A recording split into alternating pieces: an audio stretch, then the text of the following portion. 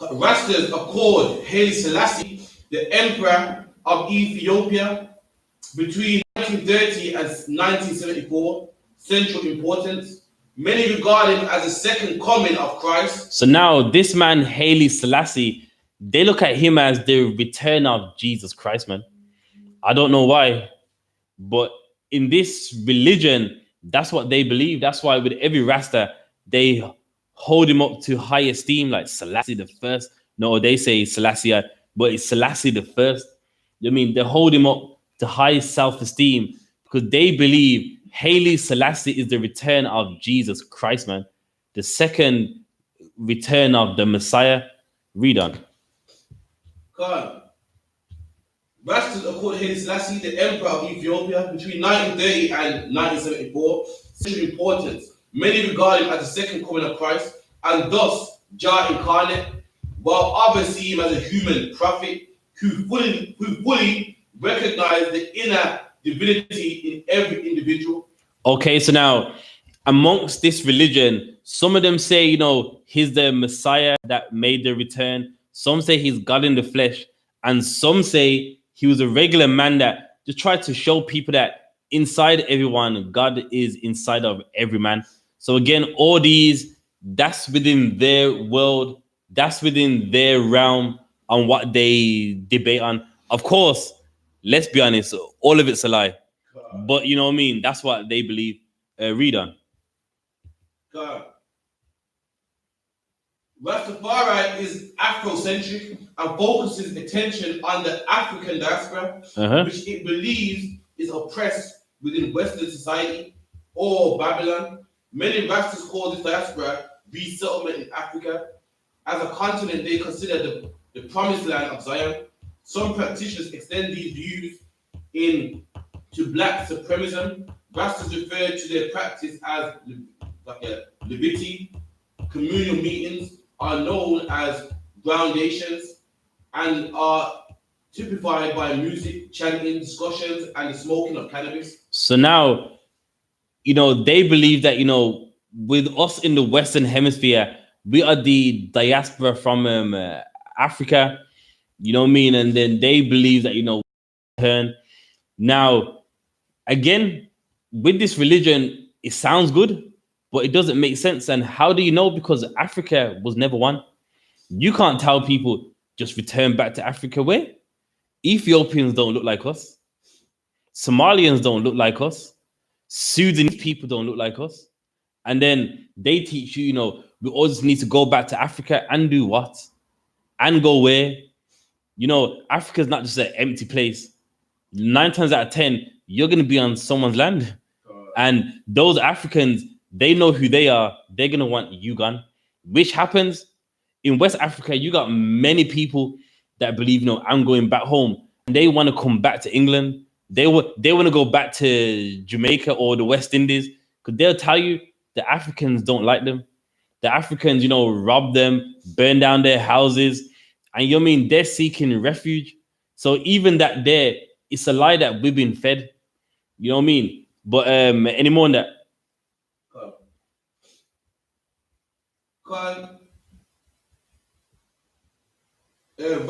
Rasta originate among impoverished and social disenfranchised Afro-Jamaican communities in the 1930s. And now that's key. Keep that in mind. It was developed around in the ghettos. In Jamaica, you got the ghettos, man, where of course, we are poor. And you want to always keep that in mind. Why? Because religion helps anyone who's poor. Just like in the UK, in Handsworth, do we lack in religion? Why don't we? Because we're poor. You go to anywhere, you go West London, South London, East London, Northwest London, Halsden. Religion is big over there. Why? Because we're poor. And likewise, even with this Rasta religion right here, it's developed from people that are poor and need hope. But here's the problem. Just because you're poor doesn't make the religion right, man. Just because we lack in things doesn't make a religion you made up off the top of your head, right, man? And that's something we gotta understand. Holding on to anything doesn't give you hope. It makes you lost. Read on. Its Afrocentric ideology was largely a reaction against Jamaica's then dominant British colonial culture. It was influenced by both Ethiopianism and back to Africa movement, promoted by a black nationalist figure like Marcus Garvey. So, for those of you that don't know about him, he was like Jamaica's Alchemist. He was like, trying to free black people, telling black people, we need to go back to Africa.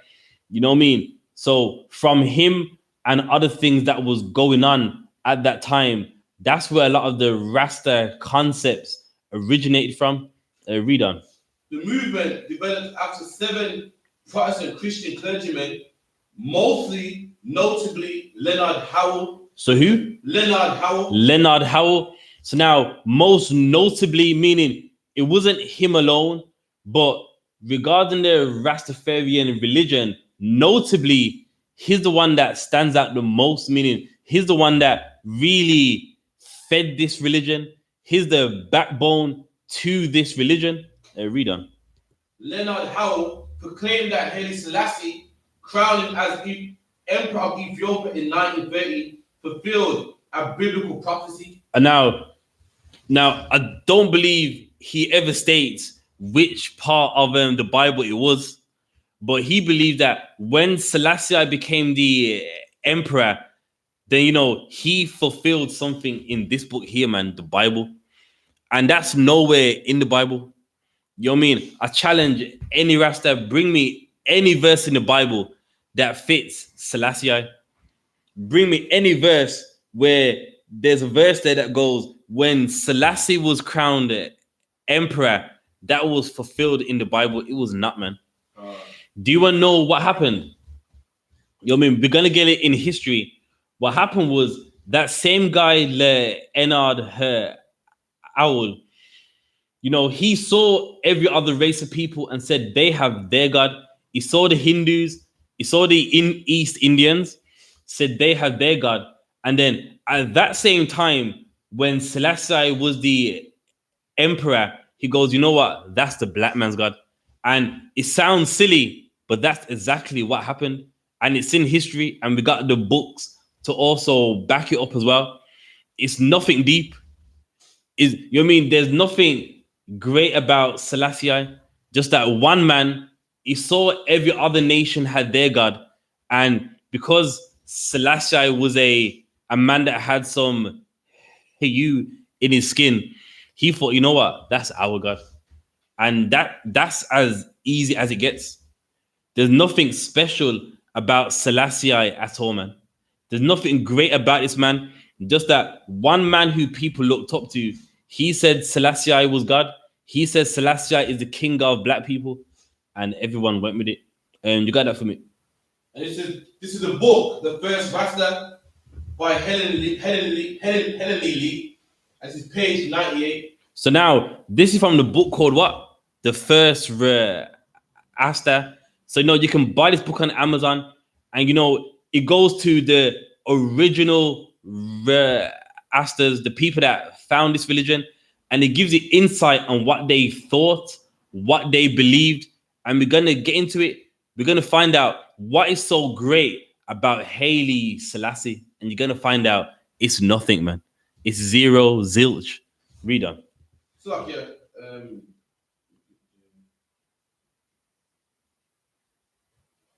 Page 98.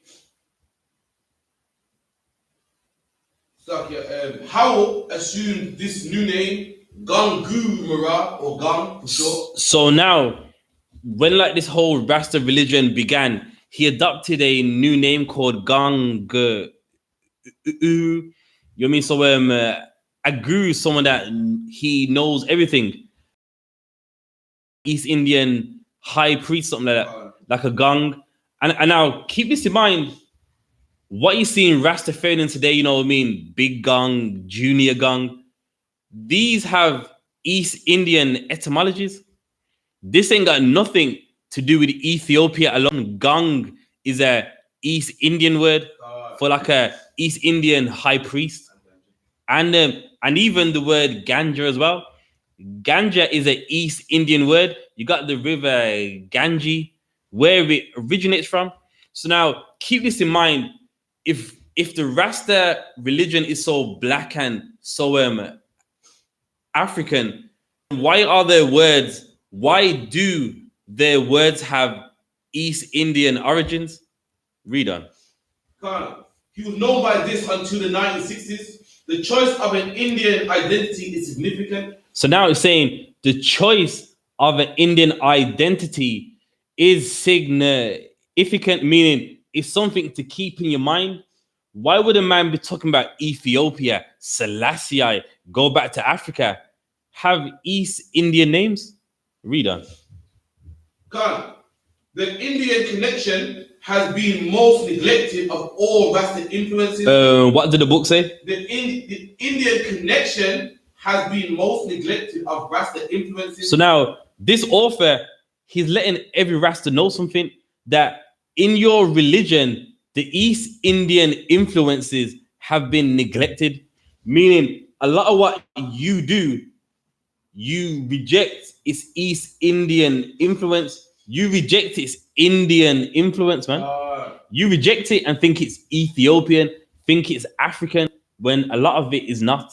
A lot of it is East Indian influences, which today you believe is African, which today you believe is your mean Afrocentric, but it's not. It's East Indian. Read on.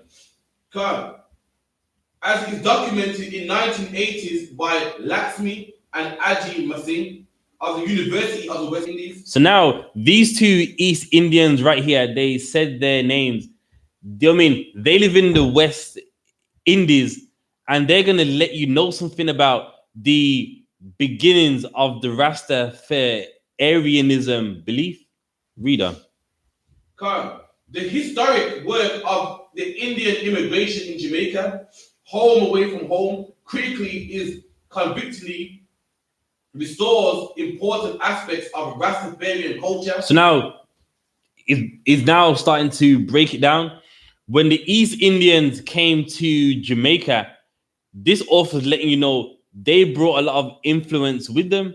How do you think he got the names Gang, Guru from the Indians that were in where? Jamaica? How do you think Rastas got in contact with ganja? Because the East Indians brought it with them, man. How do you think they came into contact with dreadlocks? Because believe it or not, that's an East Indian thing, man. Dreadlocks is not a black thing. Dreadlocks is not a West Indies thing, man. That's an East Indian thing. If you research on Indian history, they've been having dreadlocks for thousands of years, man. That's right. And when they came to Jamaica, they brought it. And that's why that man, Leonard Owl, he had it. Because he was learning off East Indians. Ethiopia had nothing to even do with it, man. Africa had nothing to even do with it. It was a man that was learning off Indians, man. Read on. They take us back to May the 10th, 1845. So now, hang on now. We're going way back. Now, when did the Rastafarianism begin? In the early 1900s. He's taking you back to 1885. So before this whole Rastafarianism even began, these historians are going to take you back even before that, man. Read on. When Old Harbour citizens witnessed the arrival of the first shipload of indentured servants from India. So now, this is when the first Indians came over, man, in the late 1800s to Jamaica. So now, you know what I mean? Let's get it from the top, man. Not from what we believe we know now. Let's get it from the beginning. Read on. And the subsequent transfer to Halsey Hall, a sugar plantation in Clarendon. These laborers replaced emancipated African slaves. So now, with these East Indians, with certain slaves that got emancipated, these East Indians replaced their jobs. So meaning the jobs that we would do now, now that slavery was done with, they got East Indians over there and they actually paid them as well, by the way. You know what I mean? But so now they took our jobs, what like we did. Read on. African slaves who refused to work for their former masters. The Farmer Post reported that the coolies were not athletic, but active and wiry, and as good-tempered and happy as Set were seen.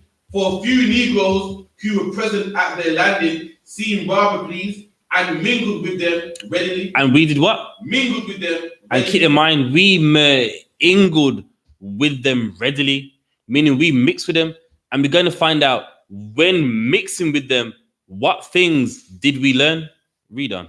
They were transported to allotted plantations by horse buggies and greeted by the Afro-Jamaicans who often offered food and drink to them. Relations between the coolies and Jamaicans never became antagonistic. So meaning there wasn't no war. So when the East Indians came and the Jamaicans, there wasn't no race war or no conflict. Read on. And the limited number of women among the Indians expeditiously a quick absorption into the black population. So meaning we took all their women, all those East Indian women, you know what I mean? With the Benjamite men or the West Indian men, they took damn near loads of them, meaning we absorbed them. Do you know what it means to absorb something? It means when you completely take it, man. But anyway, read on.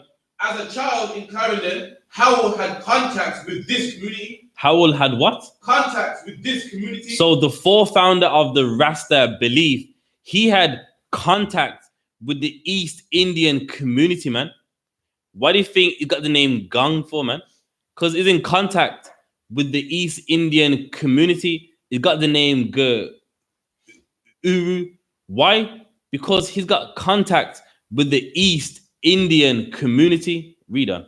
It is possible he, like many Jamaicans, copied their habit of smoking marijuana. He did what? Copied their habit of smoking marijuana. So he said he copied their habit of smoking ganja, man. Who got that? Meaning we learned that ganja smoke from the East Indians, man. And what happened today? You know what I mean? Many people think smoking weed is a black thing, man. Smoking marijuana, ganja is a black thing. And it's an East Indian thing. It's an Indian thing, man.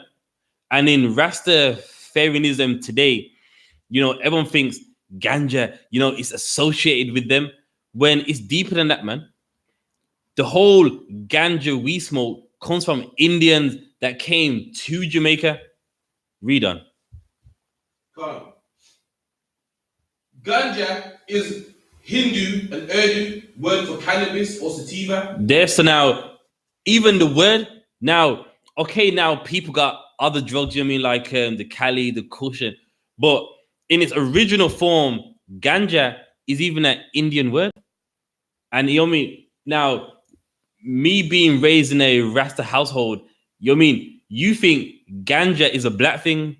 You know what I mean? You think the word ganja is like black hip talk? When no, it's not, man. Ganja is an East Indian Hindi word, man. Showing you that whole ganja getting high is not even your way of life. It's not even a black way of life. It's an East Indian way of life. It's an Indian way of life. And in Rastafarianism, we think, you know, that it's a black thing. It's an African thing. And it's not, man.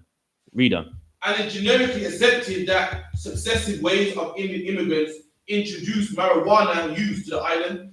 Howell probably drank their sacred bang, their refreshing ganja elixir. So even the bong, you mean East Indians, they originated the bong, where like you mean like you just inhale all of the fumes that come out of it, man.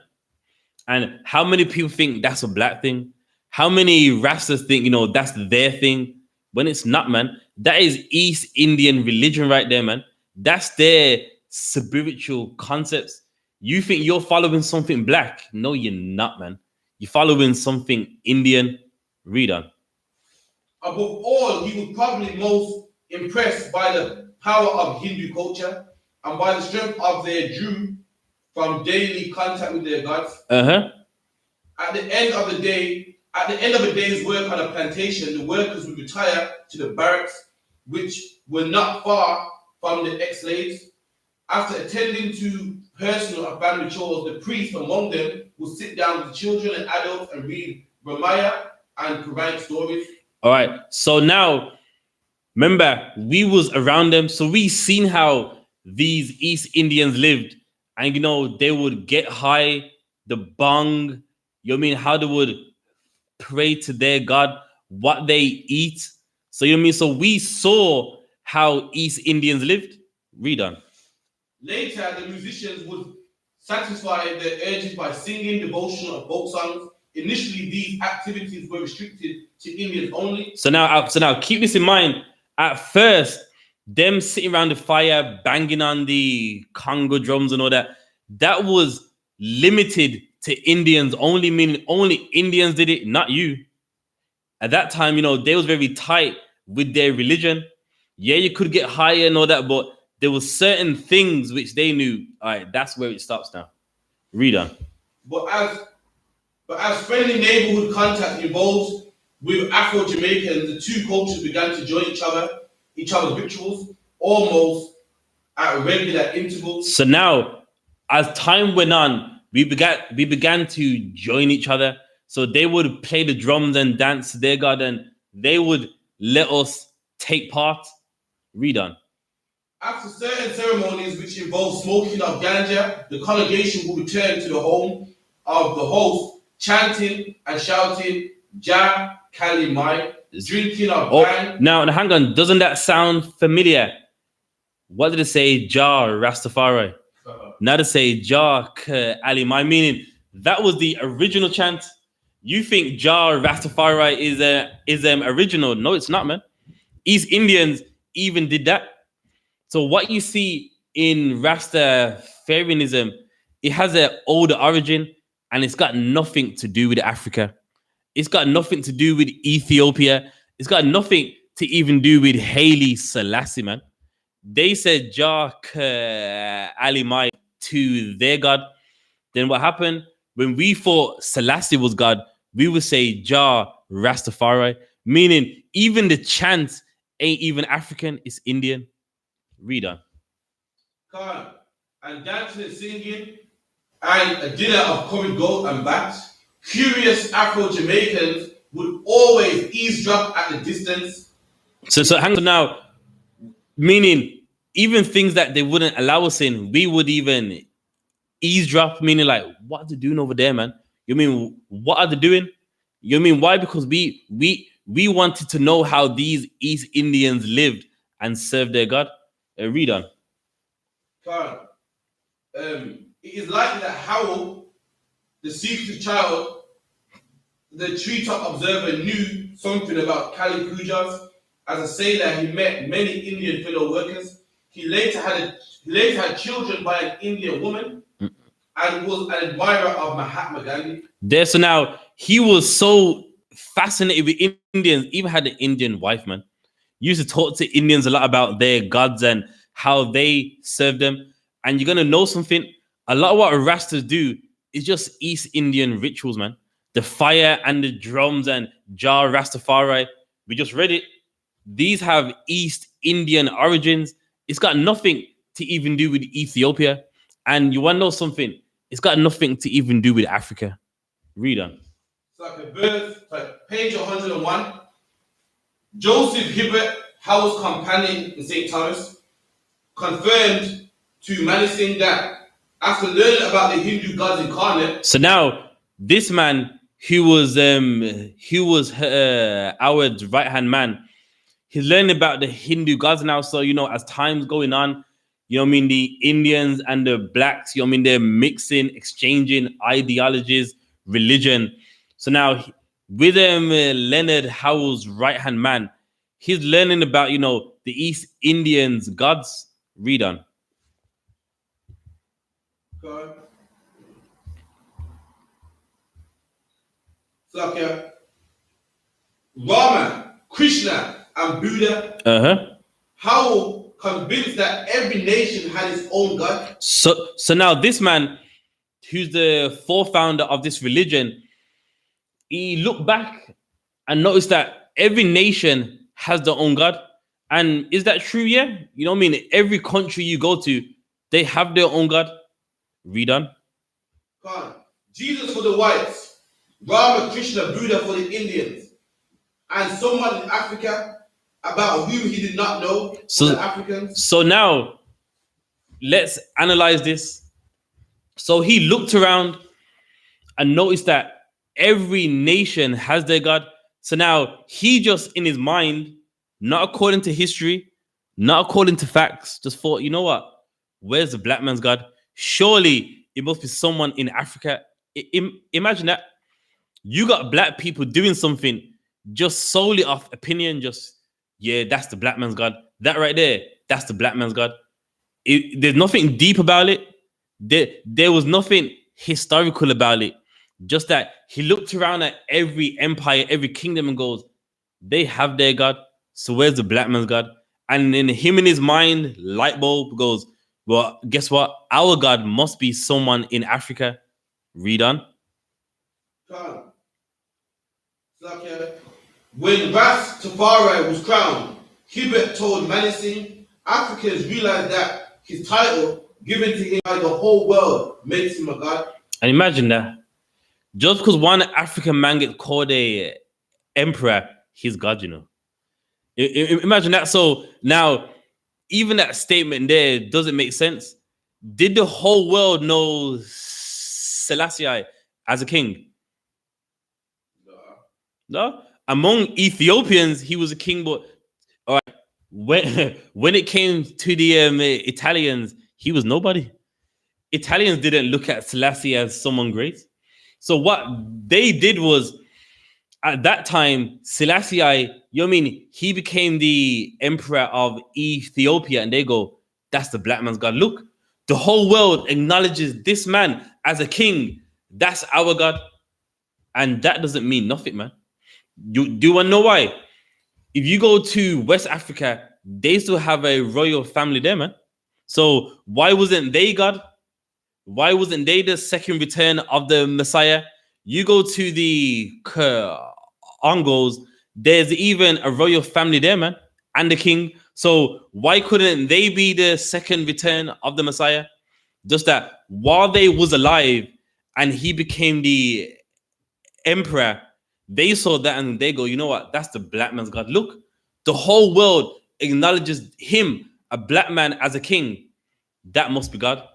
And that's the deepness of Rastafarianism right there, man. It's nothing deep, just people that saw a Ethiopian become someone and thought, you know what? That's our God. That's as deep as it gets, man. Read on. Just like Ashoka, Buddha, Rama, and Krishna, after the coronation of Rastafari, Africans had a God king and a promised land, but when would they be allowed to go there? So now, you see, again, when us as black people, us as the Israelites, we don't have nothing. And by that statement there, it shows you that he was just wanting.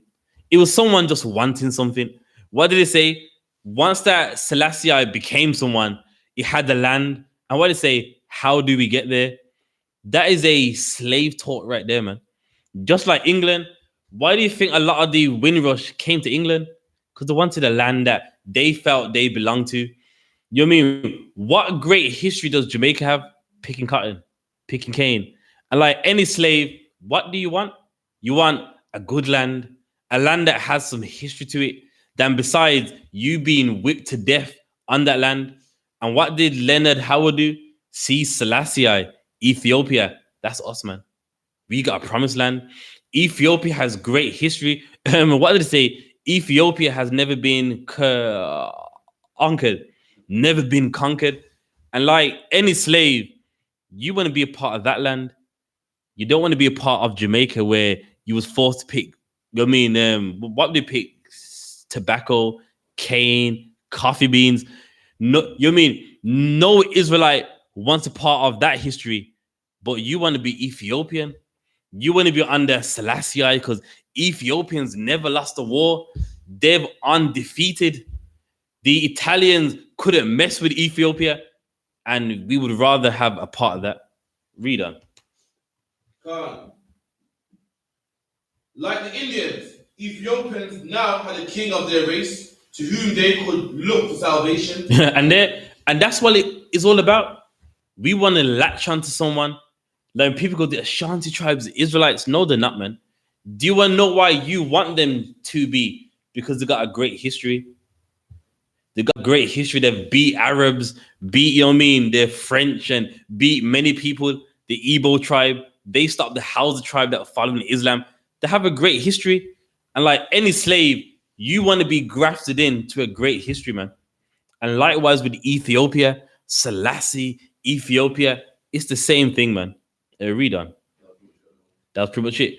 All right, let's get Psalms 106 and 35.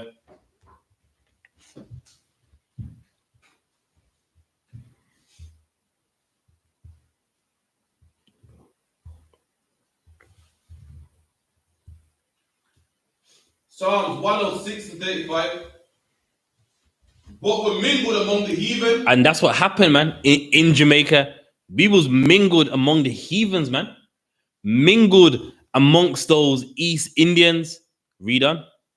And learned their works. And we did what? Learned their works. And we learned their works, man.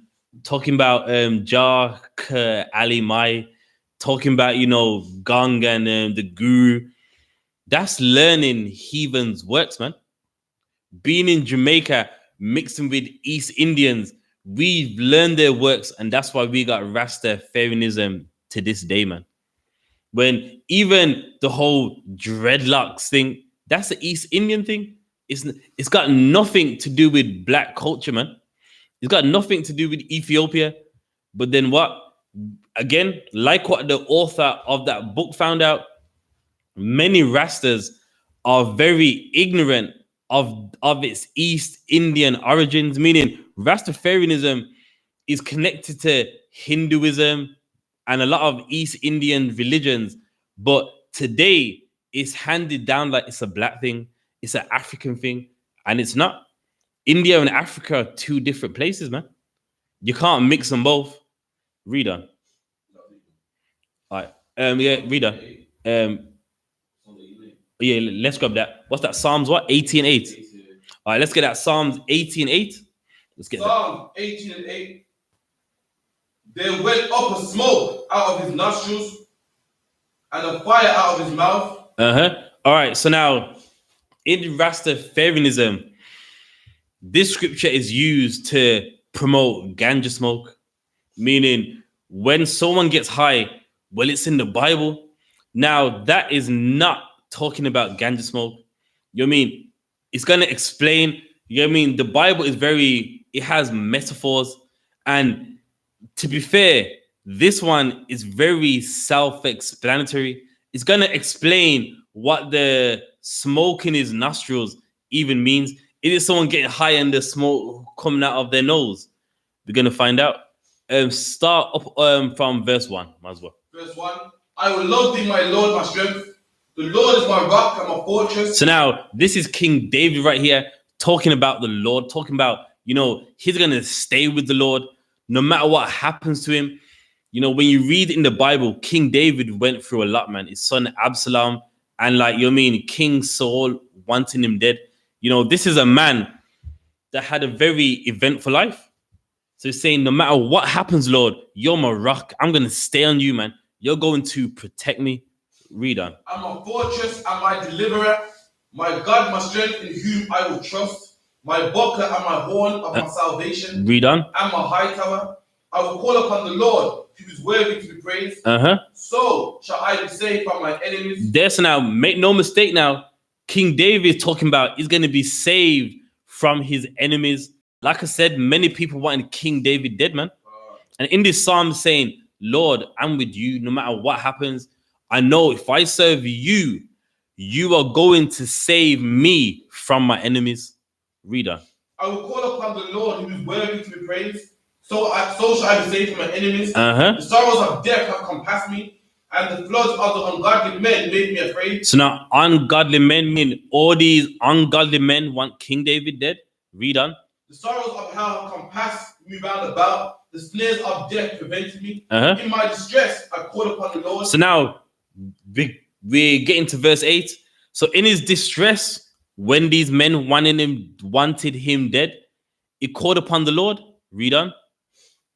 And he heard me out of the temple. And my cry came before him, even unto his ears. So now, meaning the Lord heard him, is praying like, Lord, help me. These ungodly men want me dead. And the Lord heard it. So now we're going to find out what the Lord did. Read on. Then the earth shook and trembled. Then the earth shook and trembled, which is a modern day earthquake. That's all it is. Read on. Also, is the earth shaking and trembling? It sounds like it's angry to me. That's right. You know what I mean? So, like what the officer said, this sounds like the Lord is angry here. If the Lord's making the earth shake, the Lord ain't happy. The Lord's angry. Read on. Foundations also of the hills moved and were shaken. So now the foundation of the hills, meaning rocks came down, landslides. You mean why? Because the Lord is angry. Why? Because the Lord heard King David. And the Lord's angry that his enemies are trying to take this man's life. This man of God, they're trying to take his life. And the Lord's angry about it. Read on. Because he was rough. Because he was what? Because he was rough. And what does rough mean, man? The word rough. What is another word for rough? Wrath, anger, vexation, anger. So God is angry. Keep that in mind. There went up a smoke out of his nostrils. There went up a what? Smoke out of his nostrils. So the Lord is rough, and there went up a smoke out of his nostrils, meaning the Lord's angry. It's got nothing to do with we smoke. All right, who's watched cartoons back in the day? Who's watched Bugs Bunny, Warner Brothers cartoons? What depiction do they use for anger? Or like a bull? What symbolizes the anger of a bull? Yeah. I'll give you a moment to answer online. What symbolizes wrath? You know what I mean? You watch cartoons back in the day, Animaniacs, Bugs Bunny, what's some other ones? The cat and the bird, Tweety and Sylvester and Tweety. We watched this, and even in cartoons, what does anger represent? When they're doing their sketch, how do they show you anger? Give her a hand. That's right. So when it says smoke came out of his nose, does it mean he's getting higher and the smoke's just see what happens? Smoke is slowly just coming out of his nose? No, it means he's angry. You mean out of his nose, the vexation, all of the smoke coming out of his nose. It's called a metaphor. So I'm saying, like, how you see a bull? When a bull's angry and the smoke's out of his nose, like that's you know what I mean? That's the etymology. In ancient times, people saw that. People saw the bull really heavy, and that's why you use the etymology. There you go. So it's like a bull. When a bull's angry, it does that big breath, and then it starts to run at you. And what happens? The air comes out of its nose, and that's just the analogy. Means that God is angry. God ain't smoking. You know what I mean? King David ain't getting high. Just that it's just symbolism for anger. You know what I mean? You read from verse 1 on down. It's self-explanatory. The Lord is rough, and the smoke came out of his nose. Anger, smoke out your nose. Anger, smoke out your nose. Anger, smoke out your nose. That's it right there. So nowhere in the Bible are you going to find weed smoking, getting high as it being justified. It's not going to happen, man. Yeah, let's get Genesis 1 and 29.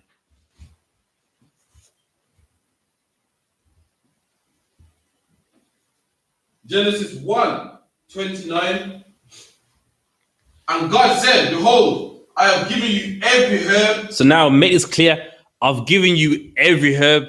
And again, me growing up in a Rasta family, you hear this one a lot, you know what I mean? Every herb. But here's the problem. Why don't you smoke like what's some other things? like what's some other herbs, because they use ganja, like that comes to their mind. But there's many herbs, there's many plants, but you don't smoke them.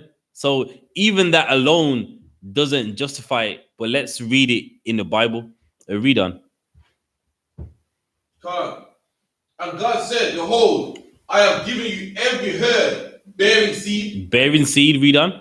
Which is upon the face of the earth. And every tree in which is fruit for thee. Okay, read on. To you it shall be meat. No, to you it shall be smoked. To you it shall be meat. To you shall get high on it. To you it shall be meat. So even that, like, if you would have read on, it's self-explanatory. Herbs are meat. Can you eat herbs? Yes, you can. But I believe in this context, the meat is good in it. It's not. It's meat to eat, meaning you can eat them. You know what I mean? So why are you smoking them when it says the herbs shall be meat? You know what I mean? You can eat many herbs and they're good for you. You know what I mean? Many people that deal with herbs and, you know what I mean, biology, they'll tell you that, you know what I mean, you can eat certain herbs and they're great for you. Some herbs allegedly can get rid of cancer, arthritis, diabetes. So there's nothing wrong with that. But nowhere does it say to smoke them. It says to you it shall be meat, meaning you eat them. So even that verse alone, it goes against what they're saying. It doesn't make sense with what they're saying. They shall be meat, meaning eat them anymore. No, Psalms 87, the famous one. All right, let's get that. Psalms 87 and 4. I will make mention of Rahab and Babylon to them that know me. Behold, Philistia and Tyre, with Ethiopia, this man was born there. So now again, if you don't understand this verse, this is a verse that they try to use, say that Selassie, you know what I mean, Ethiopia, this man was born there.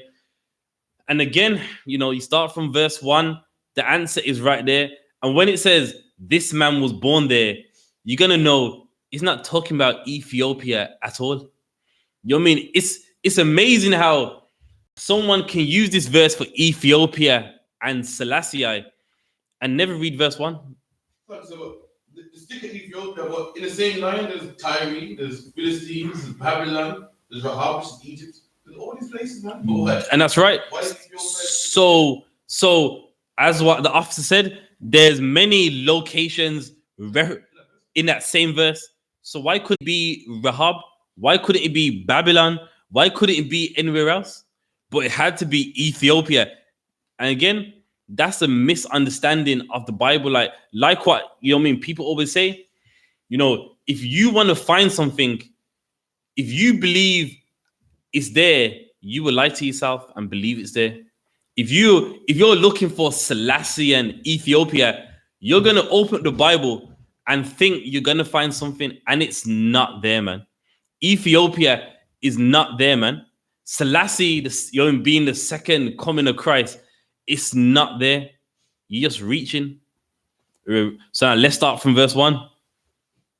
His foundation is in the holy mountains. His foundation's where? In the holy mountains. And what's the holy mountains, man? Zion in Jerusalem, man.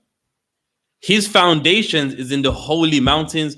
Where are the holy mountains? In Jerusalem. So keep that in mind. Read on.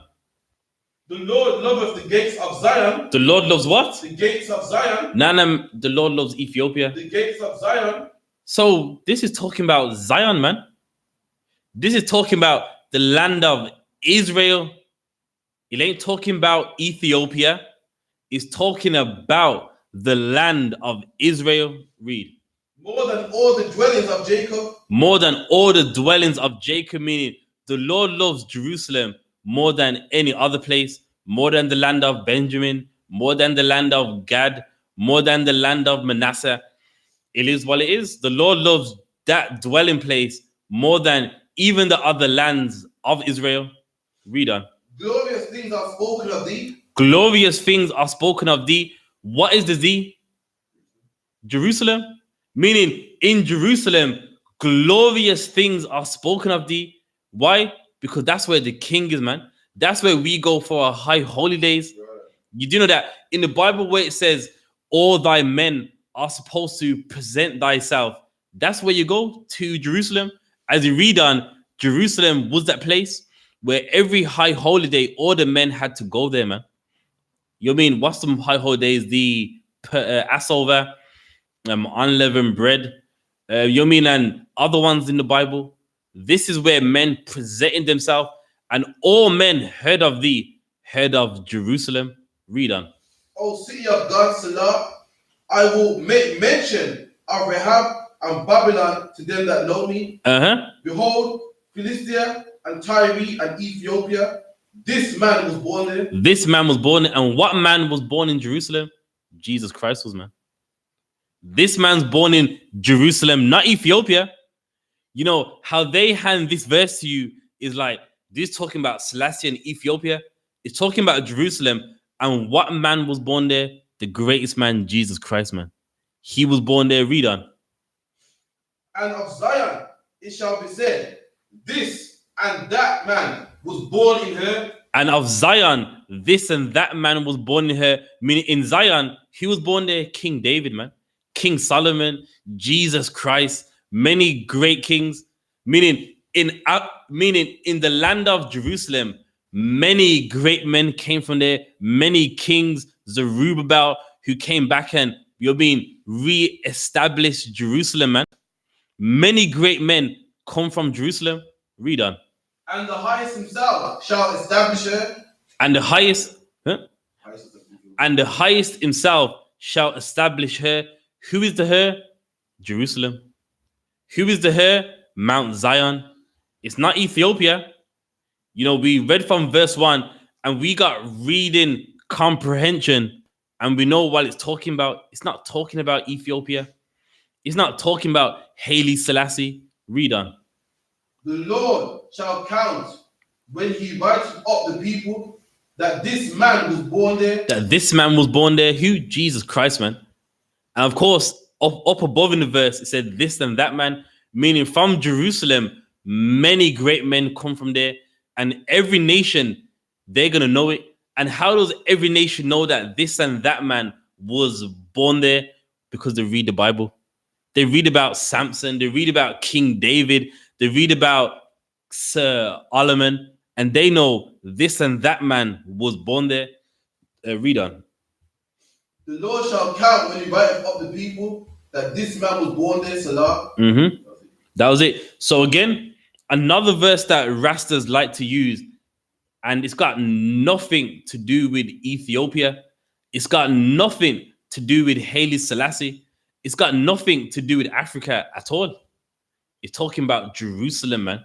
And with reading comprehension, it's self-explanatory. We're just starting from verse 1. It's saying what it's saying, man. You know what I mean? I didn't have to add on nothing. I didn't have to do line upon line. From reading that Psalms on down, it was saying what it was saying, man. Okay, Amos 2:11. All right, let's get that. Let's get Amos 2:11.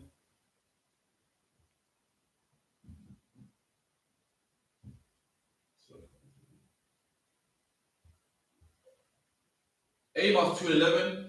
And I raised up your sons for prophets. I made your young men Nazarites. There, so now, who is the your?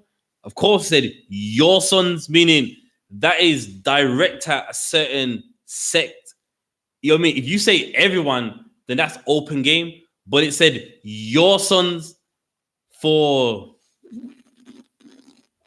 prophets and your sons for Nazarites. Read on. Is it not even thus, O ye children of Israel? O ye who? Children of Israel. O ye Ethiopians. O ye children of Israel. There, so the prophets and the Nazarites can only be Israelites, man. Right. It can't be everybody, because the Bible said, the same Bible everyone likes to use to promote ganja smoking and Hailie Selassie, the same Bible saying only Israelites can be Nazarites. Only Israelites can be prophets of the Lord. The same Bible is saying it, man. So what are we doing? Why is Rastafarianism even about, man? It shows that people don't know the Bible like they say. You mean as much as people like to act like Rastas know the Bible, they don't know the Bible. How do you know? Because they're not in the I.S.U.P.K, man. For you to know the Bible, you got to be in here. You can't get high and while you're hallucinating, open up the Bible and read some verse and think you know what it means. That's not the case. You got something. Kush in the Bible dictionary, the early passages seem to indicate Kush as African. So now with Kush, through Bible history, Kush is the father of the Ethiopian race today. Ethiopians, Somalians, Eritreans, you know what I mean? So he's the father of that race of people. And he's African. He's not an Israelite. Kush is not an Israelite. Kush is Hamitic. Israelites are Shemitic.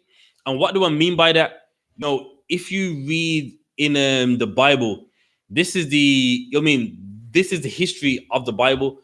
After the flood that happened with Noah and his 3 sons, from his sons, of course, that's how the earth got repopulated. So Ham was one of his sons, and that son came to inhabit what was Africa. So Egyptians, Ethiopians, the Sudanese, West Africans, Central, South Africans. Then you had Shem, who's his descendants ruled in what we call the Middle East, India, Pakistan, Arabia, even up to the Israelites. Then you had Japheth, who they went into the islands like what's some islands like Cyprus, Rome, Greece, Usher, and those regions. So now from the Bible, that's how the earth became populated. So now with the father of the Ethiopians, he's from Ham, and the Israelites come from Shem. So automatically, Ethiopians can't be Israelites. Ethiopians can't be the people of God if they come from Cush, who is Hamitic by origin. Read on.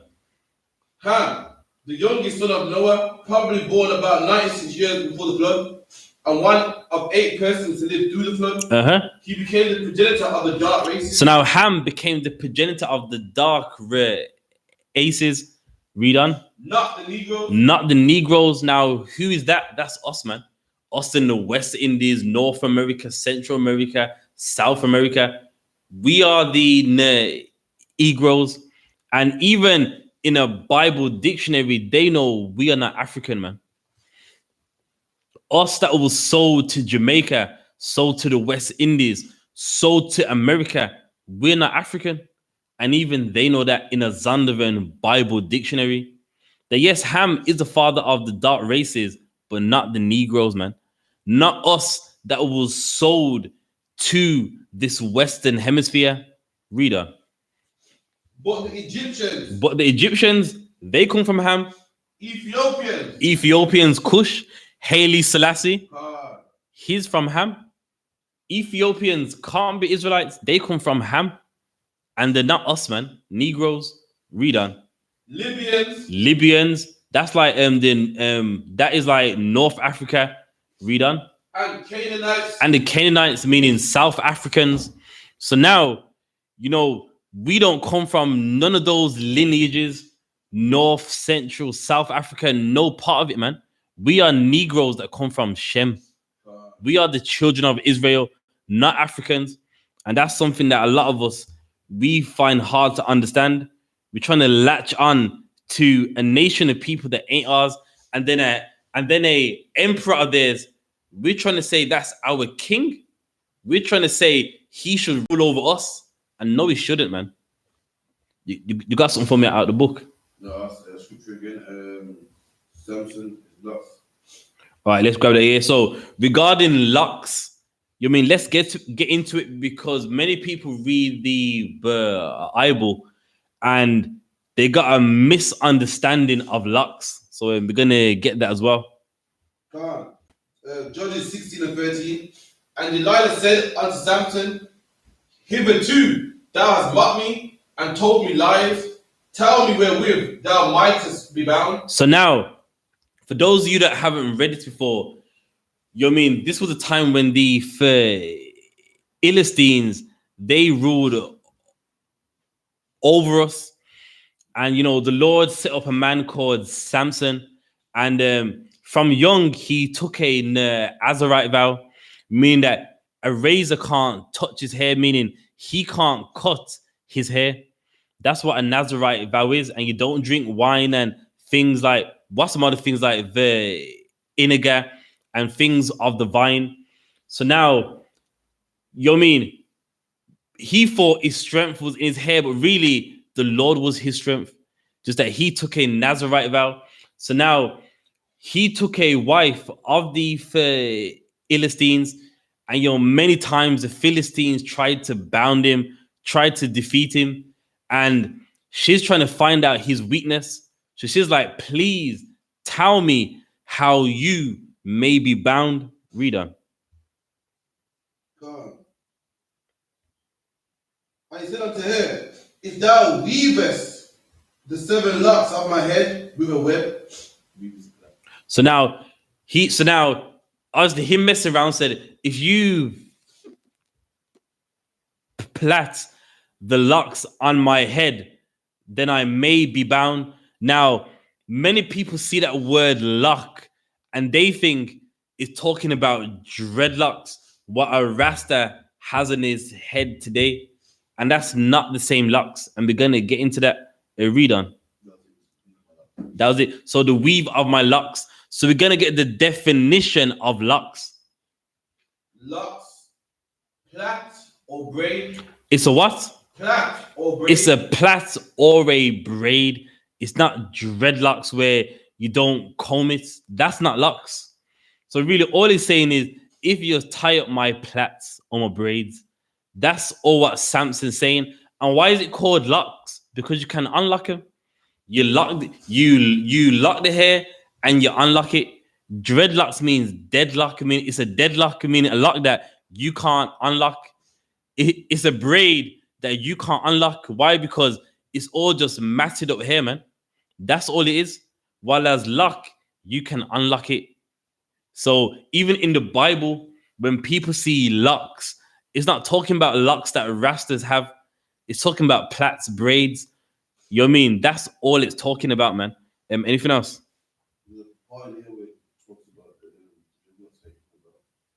I got you. No sweat. So it's not talking about locks, man. So we're gonna get into that in a moment too, about dreadlocks from the history side also as well. So yeah, we're gonna get that. You know what I mean? It's a great book. If you can, just hold it up to the camera as well, so that those of you online, you go get that book too, man. It's not gonna give you Rastafarianism from a philosophy. It's gonna give you it from, from a historical standpoint, and a lot of it is East Indian religion, man. It's got nothing to do with Selassie, nothing to do with Ethiopia. Many Indians came to Jamaica and they learned a lot of East Indian heritage, East Indian rituals. That's why they say Jah Rastafari, because East Indians said Jah Alimai. Same thing. They used to play the bongo drums around the fire and smoke ganja. They did it too. And that's what Rastafarianism is about. Just black people following East Indians. Nothing deep. You know what I mean? So we're gonna, when we get that as well.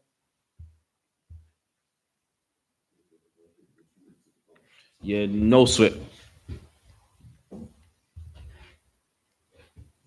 And also, not to blow your mind, even Selassie, a lot of people don't know his religion.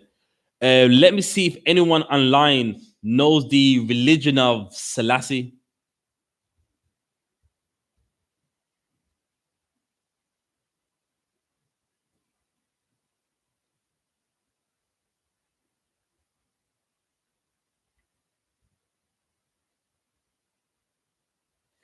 Check the YouTube.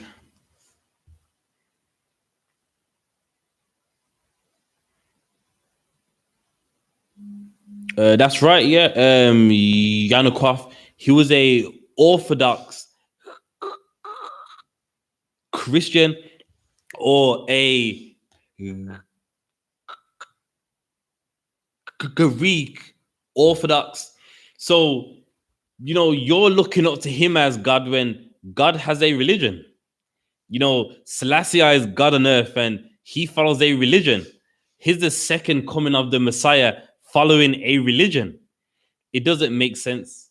Selassie was not no Messiah. He was a Greek Orthodox Christian. That's all that he was, man. You know what I mean? He was just a normal man like everyone else. And Ethiopians don't look at him the same way us as Benjamites do, us as West Indians do. Eritreans don't look up to Selassie as nothing. Somalians, they don't look up to Selassie as nothing, man. It was just an emperor at that time. You know what I mean? Just like in the UK, you got like the royal family. In Ethiopia, he was just a part of that. He wasn't Christ. He wasn't God in the flesh. He was just a normal man that just sat on a throne.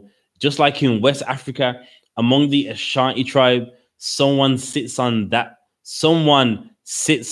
throne.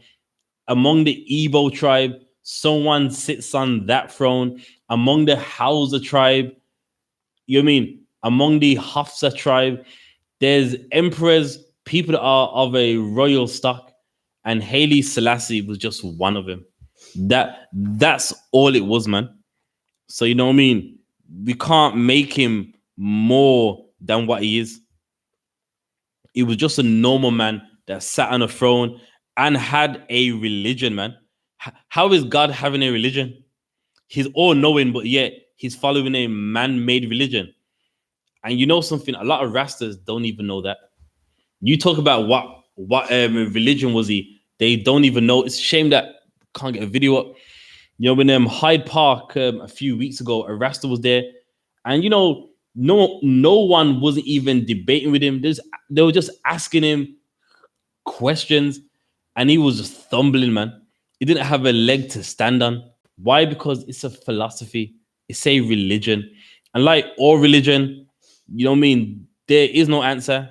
You believe it because that's what you want to believe. And likewise with Rastafarianism, people believe it because they want to. It justifies their getting high. It justifies them not having to fight. You know what I mean? If you want to fight, you can't fight and get high. Weed pacifies you. And you know what I mean? You can't be a warrior and get high. It just don't make sense. And you know, it's a very pacifist religion. It's a very, you know, just love and jar in my heart. You know what I mean? And that's all it came down to, man. And that's right. He was an Ethiopian, and Ethiopians are not Israelites, and they don't have the Ark neither, man. About Ark of the Covenant, they got it. No, they do not, man.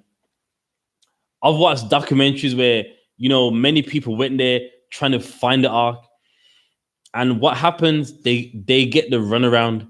You know, yeah, we're hiding it here. So kind of look at it, but it's not really over here. We say that so that no one doesn't find it. So then really it's over here. Then the guy goes over here. It's not there. Then they show me all these mountains. Really, it's hidden in one of these. I mean, we don't want no one to know, but you know what I mean? For many years, we know that it's here. Listen, they ain't got the Ark of the Covenant, man. They're giving people the runaround because they don't have it. In the Bible, in the Apocrypha, it actually says where the Ark will be. You know what I mean? So even that alone shows you that Ethiopians would not have the Ark of the Covenant, man. You know what I'm saying? Anything? No sweat. If you can get the screen working, probably get the video. If you can't, then all right, no sweat. I think you got it right.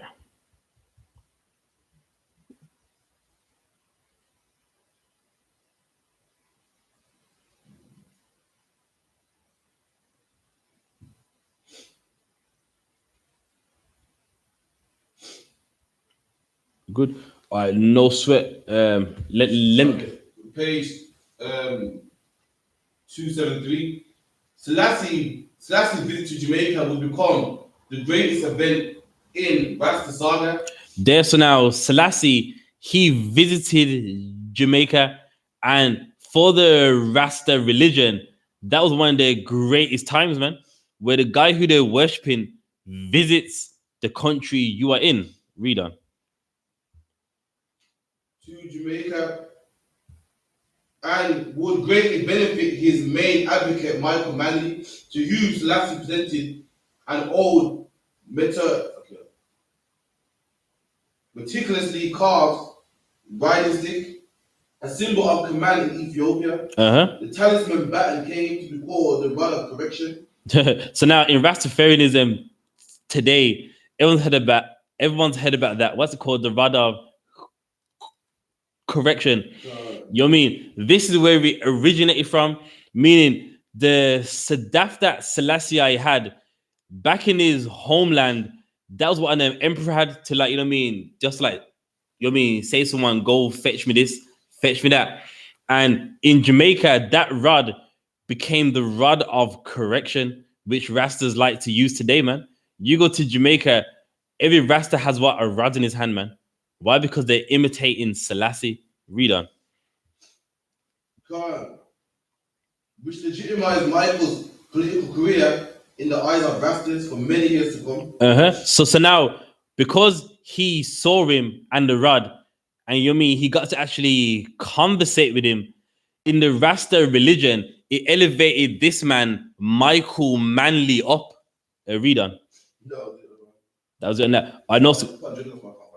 You know, so in the book as well, you know, there's a part on dreadlocks, but a lot of what you see in Rastafarianism today, all of it originates from East Indian influence. A lot of the jar, this and that, and the ganja, you know what I mean? And that's key. So I believe that's pretty much it. That's pretty much it on that. If anyone has anything else they want answered on the subject, please do write it in. But for the most part, you know, Rastafarianism ain't the most deepest religion. Let's be honest. You know what I mean? It's not the most in-depth thing. So that's on that. Anyone needs anything, and was Selassie a free ace? You know, and thou shalt go as new day. Israelites is letting us know that we be a people trying to search for the truth, trying to search for the answer. So if you grope around, meaning you're trying to feel, it's saying that we would do this at noonday, as a blind man would grope in darkness, meaning there's light, but we can't find a way. And how do you know this is us? When someone tells you Selassie is Christ, he is grown about, man. When someone tells you, you know, he's God in the flesh, that person is groping about, man. And when we follow that religion, we are groping about also, man. Read on. As blind grope in darkness, and thou shalt not prosper in thy ways. And we don't prosper in our ways. Many people thought, you know, following Rastafarianism was the answer. Many people thought following Rastafarianism was the way, man. You mean I remember that song by Redlocks about the Black Star Inas. You mean one day we're going back to Africa on these ships? Never happened, man. We don't prosper in our ways. Why? Because it's not the truth, man. It's not the answer. It's not the way. And that's why us as black people, we don't prosper in none of our ways, man. Following Rastafarianism, living in Ethiopia. What's that land called? Shashamani. Ethiopians knocking down your houses. Yes or no? You know what I mean? Believe me, I know people that have been there. And if Ethiopians want to do something, they'll knock down your house. You work hard in England to go buy land in Ethiopia. Ethiopians, man. You know what I mean? If they want to build like a new housing complex on your land, your house has to go. if they want to build a road through your land, they knock down your house and build that road. We don't prosper in our ways. Read on. And thou shalt only be oppressed and spoiled forevermore. And following Rastafarianism, we have become what? Spoiled and oppressed forevermore. And there, man, we've been oppressed and spoiled evermore, man. We think, this is going to free black people. This is going to give black people an answer. Selassie, I can't free nobody, man. He couldn't even free his own people. Italians were blowing Ethiopia to smithereens, man. And what did he do? Beg the Queen of England? You do know that, right? He begged her, please help us. The Italians are doing this. The Italians are doing that. And eventually, do you know what happened? He actually left Ethiopia. He left his people to fight. And a lot of people don't know that neither. Selassie left his own people to fight a war which he abandoned them. Let's talk about that, man. Some second coming of Christ, that is. Some God in the flesh, that is, who leaves his